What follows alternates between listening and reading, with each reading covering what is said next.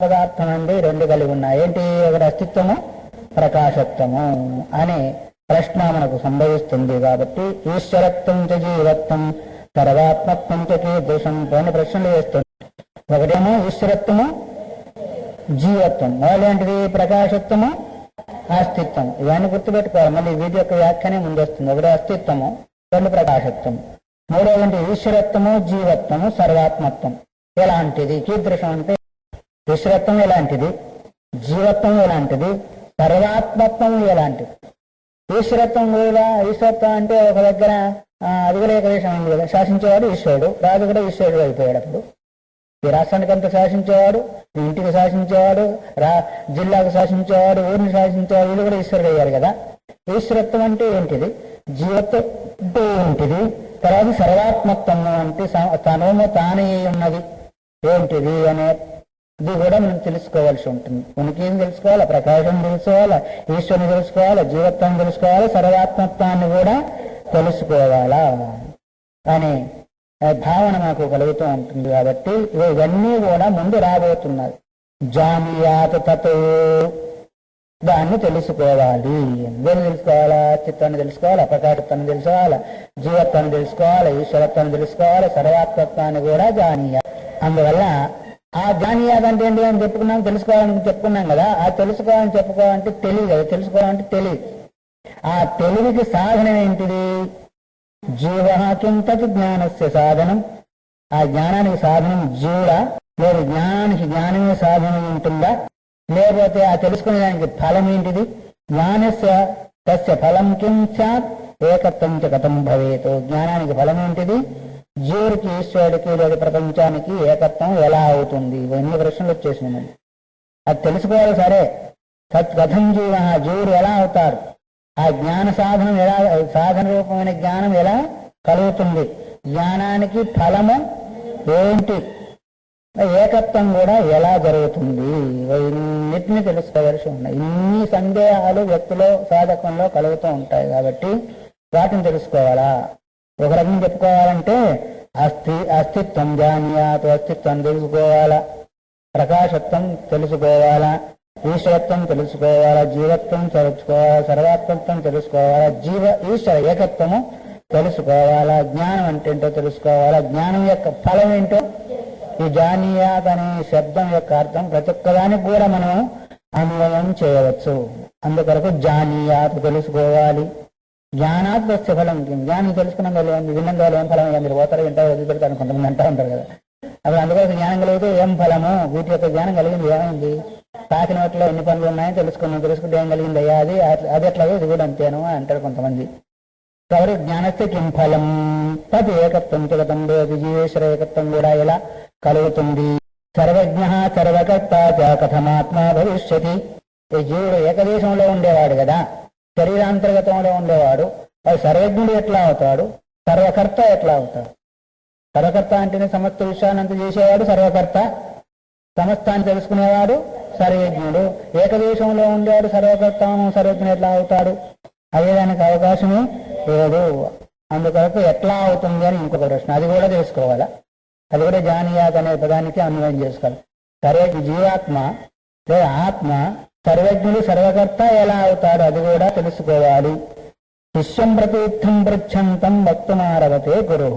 ఏ విధంగా శిష్యుడు అడిగారు, ఏ విధంగా అడిగారు? ఇప్పుడు పైన చెప్పుకున్నంత అడిగారు. ఇన్ని రకాలుగా శిష్యుడు అడిగితే దానికి గురువు సమాధానం చెప్తూ ఉన్నాడు. అందుకొరకు ఇన్ని సందేహాలు ఉంటాయి. కాబట్టి శిష్య రూపంలో తానే ప్రశ్న వేసుకొని గురు రూపంలో తానే సమాధానం చెప్పవచ్చు. ఒక సాధకుని యొక్క మనసులో ఎన్ని సందేహాలు వచ్చేదానికి అవకాశం ఉంటుంది. ఆ సాధకుడు ఎలా ఉండాలా? విచారణశీలి, సాధన చతుష్టయ సంపత్తి కలిగి ఉన్న వాళ్ళకి వస్తాయి. ఉల్లిపాయ మందమతి ఉన్న వారికి ఆ సందేహాలు వచ్చేదానికి లేదు. అందుకని సాధన చతుష్టయ సంపన్న. సందేహం వచ్చింది అంటే మరణం జరుగుతుంది అని అర్థం. సందేహం రాకపోతే బెల్లం కొట్టిన రావడంతో అంతే, మరణం జరగడం లేదని అర్థం. అందుకొరకు ఈ విధంగా తన ప్రశ్నలు వేసుకున్నాడు శిష్యుడు. అలాంటి ప్రశ్నలు వేసినప్పుడు ఆయన గురించి గురువు మనం చెప్పాలా వద్దా? అందుకని గురువు అంటే ఏంటిది? గృణాతి తత్వం బోధయతి ఇది గురువు. శిష్యునికి తత్వం బోధించేవాడు గురువు అన్నాడు. కేవలం చెవిలో ఓం నమో శివాయ ఓం నమో నారాయణ బోధిస్తే అతను శిష్యునికి తత్వాన్ని బోధించేవాడు గురువు. తత్వం ఏంటిది? జీవ బ్రహ్మైక్య ఏకత్వరూప తత్వాన్ని బోధించేవాడు గృహ్ణాతి అంటే బోధిస్తాడు. ఏంటిది? ఏకత్వ జ్ఞానాన్ని బోధించేవాడు. వాళ్ళు గురువు అని వాళ్ళు ఎంత బోధన చేశాడు, గురువు కావచ్చు. చిట్టు చివరి ఏంటిది? ఏకత్వ జ్ఞాన ప్రయోజనం కాబట్టి చివరి గురువు అంతే. ఆ నేర్పించినవాడు గురువే, ఎంటెక్లో చెప్పినవాడు కూడా గురువే. అయితే చిట్టు చివరి ఎక్కడ డిగ్రీ తీసుకున్నామంటే మొట్టమొదటి చెప్తాడా చివరి చెప్తాడా? మొదలు చెప్పకూడదు. ఎందుకంటే ఎక్కడికి ఎన్ని తీసినప్పటికీ నువ్వు ఎన్ని ఇండ్లు మారినప్పటికీ నువ్వు ఎక్కడ పర్మనెంట్ గా ఉంటావో అది అడ్రస్ చెప్తావు కదా. అద్దెండ్లు ఎన్ని మారగాక ఎన్ని ఊళ్ళైనా మారగాక ఇప్పుడు ఎక్కడున్నానంటే ఫలానా అని చెప్తారు. అట్లాగే మనం ఎంటెక్ యూనివర్సిటీ వరకు చదివే చదువుల వరకు ఎన్ని కాలేజీలు ఎన్ని స్కూళ్ళు మారినా చివరికి ఎక్కడి నుంచి డిగ్రీ తీసుకున్నారు అంటే చివరికి చెప్తారు. అట్లాగే మధ్య మధ్య ఎంతమందితో మీరు ఉపదేశాలు పొందినా చిట్ట చివరికి ఏకత్వ జ్ఞానం తత్వమసి మహావాక్యం ద్వారా ఏకత్వ జ్ఞానం బోధించే వాళ్ళు గురువు అనే శబ్దం చేత, వాళ్ళు గురువులు కాదు వాళ్ళ ఆచార్యులు అనే శబ్దం చేత మనం వ్యవహారం చేయొచ్చు. అందువరకు వక్తుం ఆరభతే గురువు అన్నారు. గురువు అంటే అర్థం ఇప్పుడు ఏకత్వాన్ని గురించి అడిగారు కదా, కాబట్టి ఏకత్వానుసంధానం చేయాలనే ఉద్దేశం కలిగిన శిష్యుడు అంటే అర్థం ఏంటిది? శాస్యతే ఇది శిష్య, శాసింపబడతాడు కాబట్టి శిష్యుడు. శాసిస్తే ఉదయ విరోధులు ఇంకో దగ్గర పోదా ఉంటారు. ఏమైనా గట్టిగా మాట్లాడితే చాలు అబ్బాయి గురు కోపం ఎక్కున్నట్టు ఇంకో దగ్గరికి బయలుదేరదా ఉన్నాడు. ఆయన ఏమన్నాడు? ఏమని బుద్ధి చెప్పేవాడు బుద్ధితేనేమయ్యా విశ్వదాభిరామ ఉండయం. బుద్ధి చెప్పేవాడు బుద్ధితే ఏమంటే చిన్నప్పుడు మీ పిల్లలకి బుద్ధి చెప్పాలంటారు. చెంపతి చేశారా లేదా? ఎందుకు చేశారు? బాగు పడేదానికి చేస్తారు కానీ చెడిపోయేదానికి చేయరు. నన్ను ఇట్లా అమ్మ నాన్న కొట్టారు, నా పిల్లవాడు వెళ్ళిపోతే ఏమవుతుంది? బగారు మనుషులా తయారవుతారు. నా మంచి కొరకే చెప్పారనే ఉద్దేశం ఉంటే ఏమవుతుంది? బాగుపడతారు. అట్లాగే ఒక్కొక్కసారి ప్రేమతో చెప్పవలసి ఉంటుంది, ఒక్కొక్కసారి కోపంతో చెప్పవలసి ఉంటుంది, ఒక్కొక్కసారి నయంతో భయంతో అన్ని రకాలుగా. ఎందుకంటే ఆ సమయాన్ని చూసి వ్యక్తి యొక్క ప్రవర్తనను చూసి వీళ్ళు ఆ పద్ధతిని అనుసరించవలసి ఉంటుంది. ఒక్కోసారి బుద్ధి చూస్తే నాన్నగారే నోదరి నుంచి పెట్టారో లేదా, ఒకసారి నోరు చెంపదిబ్బేసి పెట్టారో లేదా, అవి రెండు ఎవరి కొరకు? ఆ వ్యక్తి వరకే కదా, ఆ వ్యక్తి వరకే. అట్లాగే ఒక చిన్న పిల్లవాడిని తినిపించాలంటే తల్లి ఎన్ని ప్రయోజనాలు చేస్తూ ఉంటాయో, ఒక అబోధకుడైన వ్యక్తి కూడా బోధన కలిగించాలంటే రకరకాల మార్గాన్ని అనుసరించవలసి ఉంటుంది. అయితే తెలుసుకున్నవాడు మన ప్రయోజనం అనుకుంటే పర్వాలేదు, కానీ ఇక్కడ ప్రయోజనం లేదనుకుంటే మాత్రం అలాంటి వాడు ఎక్కడ కూడా బాగుపడే అవకాశము ఉండదు. ఎందుకు? ఎన్ని సుత్తదిబ్బలు తింటే నీ మెడలో గొలుసై కూర్చుండదు మన కాదా? ఇంత లావుగా ఉన్న బంగారము ఎన్ని దెబ్బలు తింటే మనం ఇంత మృదువైన గొలుసుగా కదా. అట్లాగే సాధకుడైన వాడు ఎప్పుడో ఒకప్పుడు అలాంటి పరిశ్రమ చేయవలసిందే. అలాంటి బాధలను ఓర్చుకున్నప్పుడే ఈ బోధ అవగాహనకు వచ్చేది. అందుకొరకు గురువు అంటే గృహ్ణాతి శిష్యేభ్యో తత్వం బోధయతి. ఇది గురు. ఉకారస్తంధకారకాయస్తం నిరోధ అంటే అజ్ఞానం అనే అంధకారాన్ని పోతే ఏకత్వ జ్ఞానం చేతనే కదా అజ్ఞానం పోగొట్టేది. ఏకత్వ జ్ఞానం లేకుండా అజ్ఞానం పోయే స్వరూప అజ్ఞానం పోయేదానికి అవకాశం లేదు.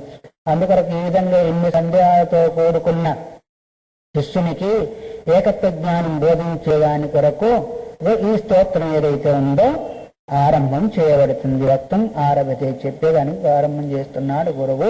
ఈ విధంగా ఇది విశ్వము, ఇది జీవుడు, ఇది పరమేశ్వరుడు, ఇదంతా కూడా ఇలా తయారైపోయింది. దీని తర్వాత ఏది ఉండదు ఒకటే, దానికి దీనికి భిన్నంగా లేదు. రకరకాల బంగారు వస్తువులు కనిపించినప్పటికీ, రకరకాల పేర్లు ఉన్నప్పటికీ, రూపాలు ఉన్నప్పటికీ చిన్నపిల్లవానికి తెలియకపోతే అంతా కరగబెడితే ఇది బంగారం అవుతుంది నాయన అని ఎట్లా అయితే మనం బోధించవలసి ఉంటుందో, అట్లా మొట్టమొదటి ప్రపంచం యొక్క స్థితిగతులను దానికి ఆధారం ఆధేయాన్ని బోధించి చివరికి అది లేదు ఇది లేదు ఉన్నది ఒకటే అని బోధించేదానికి ప్రయత్నం చేస్తాడు గురువు. దాన్ని ప్రారంభం చేస్తున్నాడు. విశ్వందర్పణ విశ్వమానగరీ తుల్యం నిజాంతర్గతం పశ్యన్నాత్మని మాయయా బహిర్వోద్భూతం యదా నిద్రయా సాక్షాత్ కురుతే ప్రబోధ సమయే స్వాత్మానమేవాద్వయం తస్మై శ్రీ గురుమూర్తయే నమ ఇదం శ్రీ దక్షిణామూర్తయే. తస్మై శ్రీ గురుమూర్తయే నమ ఇదం శ్రీ దక్షిణామూర్తయే. దక్షిణామూర్తి రూపంలో ఉన్న గురువుకి నమస్కారము. దక్షిణామూర్తి రూపంలో ఉన్న తత్వానికి నమస్కారం. నమస్కారం ఎప్పుడు చేస్తారు?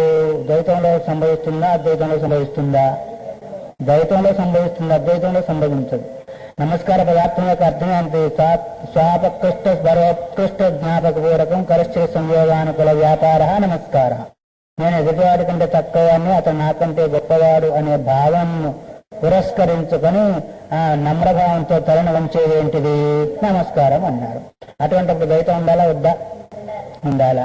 మరి ద్వైతాన్ని బోధిస్తున్నావు, ఇప్పుడు అద్వైతాన్ని బోధిస్తున్నావా? బోధించేదేమో అద్వైతాన్ని బోధించా మొదలుపెట్టావు, మళ్ళీ నేను నమస్కారం చేస్తున్నాను అంటే ఏకత్వమైన అనుసంధానం, అది నేను ఒకటే అనుసంధానం చేస్తున్నాను, ఏకత్వానికి రావాలి. ద్వైతం ఎందుకంటే చెప్పే అప్పుడు మరి శిష్యుని బోధించాలంటే ద్వైతాన్ని ఆశ్రయించవలసిందే. వ్యవహారం కావాలంటే అతికించుతూ ద్వైతం కావాలి, లేకపోతే మౌనం, నువ్వు మౌనం నేను మౌనం, ఇంకేం గుర్తుకు రాదు. అనా కాదా? మీరు ఇట్లున్నారు అట్లున్నారు అంటే మరి అట్లా ఉండవలసిందే, ఇట్లుండవలసిందే. ఆచార్యుడు వేరు, గురువు వేరు. ఆచార్యుడు అంటేనేమో శాస్త్రాన్ని బోధించేవాడు ఆచార్యుడు. తత్వమసి మహావాక్యం ద్వారా ఏకత్వాన్ని బోధించి తత్వమసి వాక్యాన్ని ఉపదేశించేవారు గురువు. అది ఆచార్యుడు అంటే. ఆచార్యుడు అంటే శాస్త్రోపదేశం చేసేవాళ్ళు, శాస్త్రాన్ని అనుసంధానం చేయించేవాళ్ళు. ఇంకా చెప్పాలి అంటే యజ్ఞోపేత సంస్కారం చేసేవారు కూడా ఆచార్యుడే. శాస్త్రజ్ఞాన్ని బోధించేవాళ్ళు, అధ్యారూపం ఉన్న వాళ్ళు ఆచార్యుడు. గురువు అంటే తత్వమసి మహావాక్యాన్ని ఉపదేశించి దాని ఏకార్థాన్ని బోధించి తత్స్వరూపం కొరకు సాధన కొరకు చెప్పేవాడు గురువు. సరే, సామాన్యమైన గురువులు మామూలుగా అంత గురువులే అంటే తెలియని విషయాన్ని తెలియజెప్పే వాళ్ళంతా కూడా గురువుల కింద వచ్చి అసలు గురువు ఎవరు అంటే మనం ఇప్పుడు చెప్పబడినట్టుగా. సరే, ఇప్పుడు ఈ శ్లోకం యొక్క అర్థం ఏంటిది అంటే విశ్వం దర్పణ దృశ్యమాన నగరి. విశ్వం ఎలా ఉంది అంటే దర్పణ దృశ్యమాన నగరీ తుల్యం. అద్దంలో చూడబడి పట్టణం ఎట్లా అయితే ఉంటుందో, అద్దం స్వచ్ఛమైంది కదా, స్వచ్ఛమైంది కాబట్టి దానిలో మనకు విశ్వం కనిపిస్తూ ఉంది. అది పట్టుకుంటే దొరకదు, దొరుకుతుందా? దొరకదు. మరి లేదా? ఉంది. ఉందా అంటే లేదు. ఉంది అనుకుంటే పట్టుకుంటే దొరికేది కాదు. లేదన్నామా కనిపిస్తూ ఉంది. అందువల్ల అద్దంలో కనిపించే ప్రపంచం ఎలాంటిదో దానికి సమానభూతమైంది ఇది కూడా. అది ఎట్లా అయింది అంటే ఇప్పుడు నిద్రపోతనేమో లేదు, కళ్ళు తెరిస్తేనేమో ఉంది. ఉందా? మరి లేదా అంటే ఒకప్పుడు ఉండి ఒకప్పుడు లేకపోయేదాన్ని ఉందన్నామా లేదన్నామా? అది వస్తాను ఒకసారి ఆడు వచ్చా రాని వానితో సమానంగా అంటామా లేదా? ఏదన్నా విషయం వచ్చేస్తే ఏం ప్రయోజనం లేకపోతే దాంతో సమానం అంటాం. ఇప్పుడు దాన్ని ఉందన్నామా లేదన్నామా? లేదంటే మరి కనిపిస్తుంది జాగ్రత్త అవస్థలో, ఉందన్నామా సుషుప్త అవస్థలో లేదు. ఇక్కడ ఉంది లేదన్నామా? అది అవకాశం లేదు. అందుకొరకు ఈ విశ్వం అంతా కూడా అద్దంలో కనిపించే ప్రపంచం లాంటిది. ఇది వ్యవహారం ఎట్లా జరుగుతుంది? వ్యవహారమే, పరమార్థమే. పరమార్థ దశలో లేదు, వ్యవహార దశలో ఉంటే ఉందని గాక అది వ్యవహారం అంటే అర్థం ఏంటిది?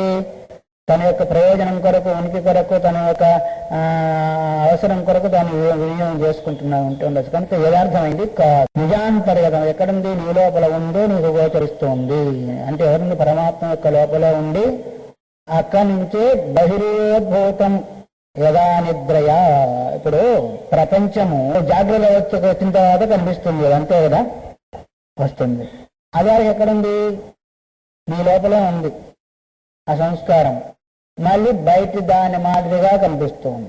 ఆ సంస్కారం నీకు లేకపోతే నువ్వు ప్రపంచాన్నిగా గురించవు. బెండకాయ బీరకాయ బిల్డింగ్ టీవీగా ఇంకా బీరువానిగా మనం గ్రహించలేవు. అయితే లోపల ఉన్న ప్రపంచమే బయట ఉన్నట్టుగా మనకు తోస్తుంది. ఎట్లాగా? మాయా బహిరివో భూతం యథా నిద్రయ సాక్షాత్కృతే ప్రబోధ సమయే స్వాత్మానేవాద్వయం.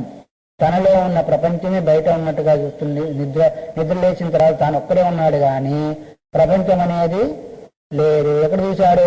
స్వప్నంలో చూశాడు. సంస్కారం మాత్ర ప్రపంచం, అది బయటకు చూస్తే తను ఒక్కడే ఉన్నాడు కదా. ఇక్కడ కూడా నిద్ర లోపల లేని ప్రపంచం కనిపించింది. లేచిన తర్వాత మేలుకొన్న తర్వాత తాను మాత్రమే ఒక్కడు కనిపించాడు. అట్లాగే అజ్ఞానం అనే నిద్ర చేత అనేకంగా ఉన్నట్టుగా కనిపిస్తుంది. తాను తెలుసుకున్న తర్వాత తన స్వరూపం గోచరించిన తర్వాత ఇంకొకటిగా గోచరించదు, కనిపించదు.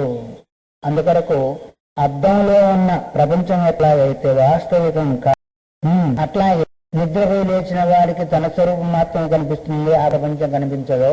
ఆ ప్రపంచం తనలో కనిపించింది, అక్కడ కూడా సుఖ దుఃఖాన్ని అనుభవించాడు. తన అంతర్గతమే ఉంది. తను లేచిన తర్వాత తాను మాత్రమే ఉన్నాడా, ప్రపంచం అంతా లేదు. అట్లాగే ఇక్కడ కూడా జాగ్రత్త అవస్థలో కూడా రకరకాలుగా కనిపించినప్పటికీ తాను అజ్ఞానం అనేది నిద్ర నుంచి మేలుకున్నప్పుడు తాను తానుగానే ఉంటాడు, కానీ ఇంకో రకంగా కనిపించేదానికి అవకాశము. అందుకొరకు ఏ సాక్షాత్కరితే ప్రబోధ సమయే. ప్రబోధ సమయం అంటే మేలుకున్న తర్వాత. ఎట్లాగా అద్వయం స్వాత్మానమేవా, తనకంటే భిన్నమైన ఒకటి కనిపించకుండా తను తానే ఎట్లా చూసుకుంటున్నాడో అలాగే ఇక్కడ చూడమంటే శరీరం తను తాను జాగ్రత్త అవస్థలో, పరమార్థ అవస్థలో తనక అంటే చైతన్యాన్ని అవగాహన చేసుకున్నప్పుడు ఈ ప్రపంచం అంతా కూడా కనిపించదు, లేదు అనే భావన కలుగుతుంది. అలాంటి స్వరూపమైన అంటే స్వాత్మస్వరూపమైన దక్షిణామూర్తికి నేను నమస్కారం చేస్తున్నాను అంటే అర్థమేమి? అది నేను ఒకటే అనుసంధానం చేస్తున్నాను. అది ఇప్పుడు నమస్కారం అంటే భిన్నత్వం వచ్చేస్తుంది కదా. అందువల్ల అదే నేను అది అనే భావం చేత ఏకత్వానుసంధానము చేస్తున్నాను. అందువరకే మొత్తం అంతా కూడా మరి ఇప్పుడు ఏమైంది? తత్వమే అయింది, కానీ తత్వానికంటే కూడా భిన్నం ఏం కూడా లేదు. అందుకంటే తనకంటే భిన్నమైన వస్తువు కనిపించినప్పటికీ నిద్ర మేలుకున్న వారికి ఎట్లాగైతే తాను తానుగానే ఉంటాడు, ఇక్కడ ప్రపంచం కనిపించదో, అజ్ఞానమైన ద్వారా జాగ్రత్త ప్రపంచం అంతా కనిపించినప్పటికీ తన స్వరూపంలో మేలుకున్న తర్వాత, స్వరూపాన్ని తెలుసుకున్న తర్వాత, ఏకత్వ జ్ఞానం కలిగిన తర్వాత తాను ఏకమయ్యే ఉంటాడు, కానీ ఈ ప్రపంచం అంతా కూడా కనిపించదు. ఏ యొక్క భగవంతుని యొక్క అనుగ్రహం చేత ఈ ఏకత్వ జ్ఞానం కలుగుతుందో, ద్వైత ప్రపంచ నివృత్తి కలుగుతుందో, అలాంటి తత్వరూపమైన దక్షిణామూర్తి స్వరూపానికి నేను నమస్కరిస్తూ ఉన్నాను. అందుకొరకు అది ఎలా కలుగుతుంది? ప్రబోధ సమయే అన్నాడు. ప్రబోధ సమయం అంటే అర్థం ఏంటిది?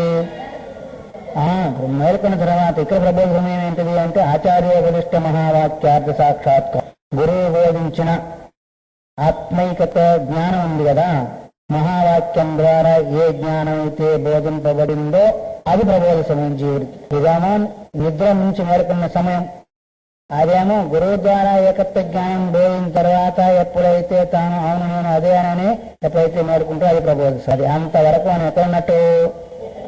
మంచి గాఢ నిద్రలో ఉన్నట్టు, ఎటు నిద్ర కాదు, గాఢ నిద్రలో ఉన్నట్టు. మేము చేస్తున్నాం కదండి ఇంత అంటే చేస్తున్నాం అంత చేసి అంతవరకే ఉంటుంది. మీరు కావచ్చు, నేను కావచ్చు, ఎవరైనా కావచ్చు కాక తత్వశ్రీ మహావాక్యాదుల ద్వారా ఏకత్వ జ్ఞానం బోధించిన తర్వాత ఏకత్వానుసంధానం ద్వారా ఎప్పుడైతే స్వరూప జ్ఞానం కలుగుతుందో అప్పుడు ప్రబోధం. ఇది చీకటి పోతూ ఉంది, సూర్యుడు వస్తున్నప్పుడు ఏమంటాం మనము? సూర్యోదయము అన్నాం కదా. సూర్యోదయం అంటే సూర్యుడు అంటే ప్రకాశం వస్తుంది, ఇంకా చీకటి లేదు, వస్తు ప్రకాశం కలుగుతుంది. వస్తు ప్రకాశం కలిగిన తర్వాత అప్పుడు చీకటి యొక్క ప్రభావం ఏమి ఉండదు, చేయలేదు కూడా సూర్యుడు వచ్చిన తర్వాత. అట్లాగే ఏకత్వ జ్ఞానం చేత ఎప్పుడైతే స్వరూప జ్ఞానం అనే ప్రబోధం ఉందో అది సమయం ఏంటిది? అదే జ్ఞానోదయ సమయము. ఆ జ్ఞానోదయ సమయంలో ఇదంతా ఏది ఉండదు అనేదాన్ని మనకు గుర్తు చేస్తున్నాడు. అందువల్ల ఆ సమయంలో స్వాత్మానమేవ తన తాను మాత్రమే గుర్తిస్తాడు, కానీ ఇంకో దాన్ని గుర్తించే అవకాశము లేదు. అది ఎవరు? స్వాత్మానమేవ అద్వయం. అంతవరకు ద్వైతం కనిపిస్తుంది. ఎంతవరకు? ఏకత్వ జ్ఞానం కలిగే వరకు, తత్వమసి మహావాక్య బోధ కలిగే అంతవరకు ద్వైతం జరుగుతుంది. ఎప్పుడైతే ఏకత్వ జ్ఞానం కలుగుతుందో స్వాత్మానం అద్వయం ఏవ అంటే తనకంటే భిన్నంగా ఏది లేదు, నేనే ఈ స్వరూపం అంతా, ఆ స్వరూపమే నేను అని ఈ యొక్క బోధ కలగడం ఏదైతుందో అద్వయము. అంటే నాకన్నా భిన్నము లేదు. భిన్నం ఉన్నంత వరకు ఏంటిది? ద్వయం. భిన్నం లేదనుకున్న వరకు ఏంటిది? అద్వయం అన్నారు. అందుకొరకు ఈ విధంగా ఎప్పుడైతే సాక్షాత్ అంటే అహం అస్మి అద్వయానంద ప్రకాశం ఆత్మేతి అంటే అద్వయ ప్రకాశమే నేనే ఆ ప్రకాశమని, ఆ ప్రకాశ స్వరూపమైన దక్షిణామూర్తికి నేను నమస్కారం చేస్తున్నాను అనే విధంగా చెప్తూ ఉన్నారు. కాబట్టి విశ్వమంతా కూడా ఎటువంటిది అంటే అద్దంలో కనిపించే దాంది. అది ఎక్కడ ఉంది? సంస్కారం అంతా కూడా మనలోనే ఉంది, మనలోనే భాషించింది, మనలోనే చివరికి లయమైపోయింది. చివరికి మిగిలింది నేను ఒక్కనే అనే భావన చేత మయ్యవ సకలం జాతం మైసరం ప్రతిష్ట అనే శృతివాక్యానుసారంగా ఎప్పుడైతే గురువాక్యానుసారంగా ఏకత్వ జ్ఞానం కలిగి ప్రబోధ సమయ స్వరూపంలో అద్వయంగా భావిస్తుంది. కాబట్టి ఆ అద్వయ స్వరూపము నేను, ఆ అద్వయ స్వరూపమే దక్షిణామూర్తి రూపంలో ఉన్న తత్వము, దానికి నాకు భిన్నత్వం ఏం లేదు కాబట్టి ఏకత్వ రూపంలో నమస్కారం అర్థమేమి, ఏకత్వానుసంధానం చేస్తున్నాను అనే విషయం. ఎందుకంటే ద్వైతం పోయింది కదా, ఇంకా ద్వైతం పోయింది కాబట్టి ఇంకా నమస్కారం చేసేదానికి అవకాశమే లేదు.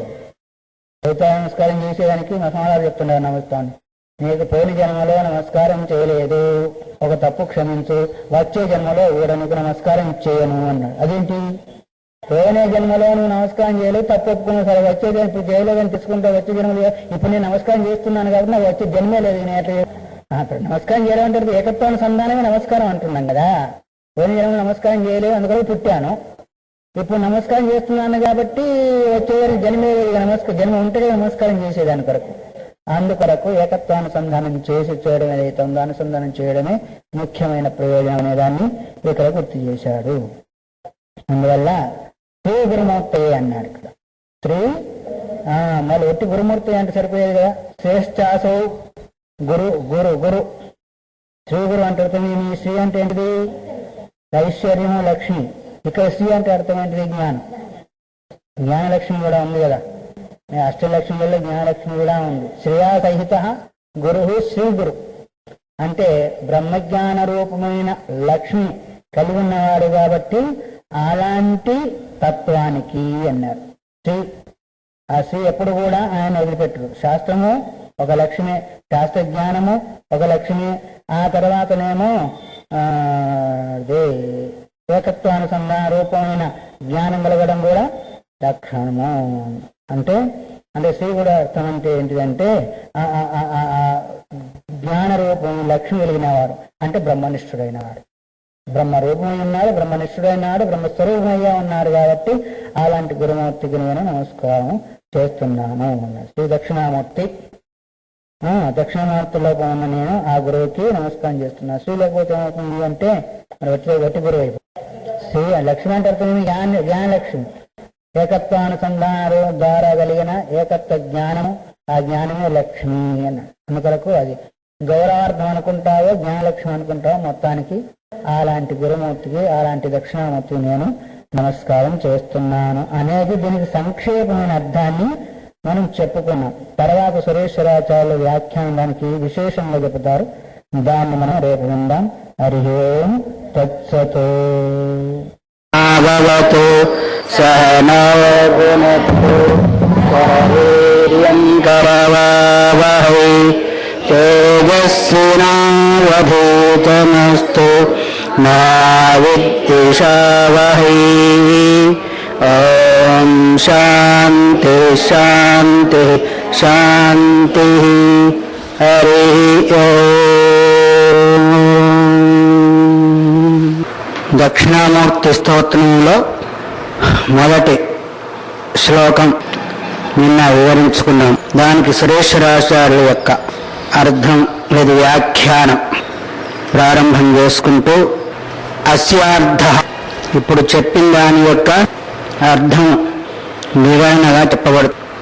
అంతరస్మిన్ ఇమే లోకాః అంతర్విశ్వమిదం జగత్ బహిర్వన్మాయాభాతి దర్పణే ప్రతిబింబవత్. అస్మిన్ ఇమే లోక ఇదం విశ్వం జగతు. విశ్వము జగత్తు రెండింటినీ కూడా వాడారు. విశ్వం అంటే సర్వం. విశ్వం విష్ణు వషట్కారు అని అక్కడేమో భగవంతుని పేరు, ఇక్కడేమో సర్వం జగత్ అని. విశ్వం అంటే ఏంటిది, ఇదం విశ్వం జగత్, ఈ సమస్త జగత్తు అని దానికి మనం అర్థం చెప్పుకోవాలి. జగత్ అంటే అర్థమేమి, గచ్చతి ఆగచ్చతి, ఇది జగత్తు వస్తూ ఉంటుంది పోతూ ఉంటుంది, అందుకని దాన్ని జగత్తు అంటారు. ఇమే లోకాః, ఈ కనిపించే లోకాలన్నీ కూడా లోక్యతే దృశ్యతే కర్మఫలాన్ని భుజ్యతే ఇది లోకః. ఎక్కడ ఉండి జీవుడు కర్మఫలాన్ని అనుభవిస్తాడో అది లోకం, దేనిలో ఉండి కర్మఫలాన్ని అనుభవిస్తాడో అది లోకము. అందుకొరకు శరీరంలో ఉన్నాడు, ఇప్పుడు ఈ స్థలం ఉంది, ఎవరి లోకం వారిదే అంటారు ఒక మాట. ఎవరి లోకం వారిదే అంటే అర్థం ఏంటి అంటే ఎవరి కర్మఫలం వారిదే. కర్మఫలాన్ని అనుభవించడం అంటే ఇప్పుడు మానసికంగా కూడా అనుభవిస్తూ ఉంటారు కదా, సుఖాన్నో దుఃఖాన్నో, మంచి వస్తే సుఖము, చెడొస్తే దుఃఖము, అది. అందువల్ల లోకం అంటే ఏంటిది, కర్మఫలము ఎక్కడైతే ఉందో అనుభవిస్తావో, దేని ద్వారా అనుభవిస్తావో దాన్ని లోకము. కాబట్టి జీవుడు నివసించి కర్మఫలాన్ని అనుభవిస్తూ ఉంటాడు, కొత్త కర్మలను చేస్తూ ఉంటాడు. పాతది అనుభవిస్తాడు, కొత్తది చేస్తూ ఉంటాడు. అందుకొరకే దాన్ని లోకము అన్నారు. దర్పణి ప్రతిబింబవత్, అద్దంలో ప్రతిబింబం ఎట్లా అయితే భాషిస్తుంటుంది, లోపల ఉందా లేదు, అయినప్పటికీ భాషిస్తూ ఉంటుంది. జగత్తంతా కూడా రకరకాల వస్తున్నట్టుగా పోతున్నట్టుగా భాషిస్తుంటాం. బహిరివన్ మాయా భాతి, బయట ఉన్నట్టుగా భాషిస్తూ ఉంటుంది మాయా. లోకం ఎక్కడుంది? మనసులో ఉంది. బయట ఉన్నట్టుగా మనకు భాషిస్తూ ఉంది. ఇంకా చెప్పాలి అంటే మన లోపల మానసికంగా సంకల్ప వికల్పాలు ఉన్నాయి, దాని ప్రకారంగా బయట ఉన్నట్టుగా భాషిస్తూ ఉంటుంది. లోపల లేకపోతే బయట లేనే లేదని కాదు, వాడికి అవగాహనకు రాదు. అందుకని మాయాభాతి దర్పణే ప్రతిబింబవత్, దర్పణంలో ప్రతిబింబం ఎట్లా అయితే కనిపిస్తూ ఉంటుందో ఆ విధంగా ఈ విశ్వమంతా కూడా లోపల ఉన్నదే బయటికి భాషిస్తూ ఉంటుంది. ఎలా దానికి ఉపమానం చెప్తున్నారు. స్వప్నే స్వప్నాంతర్గతం విశ్వం యదా పృథగ వీక్షతే తదైవ జాగ్రత్త కాలేపి ప్రపంచోయం వివిచ్యతాం. పడుకున్నాము, నిద్ర వచ్చేసింది, అక్కడ రాజులం అయ్యాము, రాణులం అయ్యాము, సేవకులం అయ్యాము, దరిద్రం. అక్కడ అన్ని చూస్తున్నామా లేదా? నీకంటే భిన్నంగా చూస్తున్నావా లేదా? ఇక్కడ పడుకునేది ఒక శరీరం, అక్కడ ఇంకొకటి చూస్తూ ఉన్నాం. వాస్తవికంగా నీకంటే భిన్నంగా అక్కడ ఇంకొకటి ఉందా? లేదు. అయినప్పటికీ ఉన్నట్టుగా భాషిస్తూ ఉంది. దాన్నే ఉన్నాము, అక్కడ నీవు వేరుగా లేకపోయినప్పటికీ నీలో ఉన్న విశ్వము నీకంటే భిన్నంగా ఉన్నట్టుగా కనిపిస్తుంది. దేనివల్ల? నిద్ర అనే దోషం చేత అక్కడ నీకంటే భిన్నంగా కనిపిస్తుంది. అట్లాగే ఇక్కడ కూడా మాయా అనే దోషం చేత నీలో ఉన్న ప్రపంచమే బయట ఉన్నట్టుగా కనిపిస్తూ ఉంటుంది అని.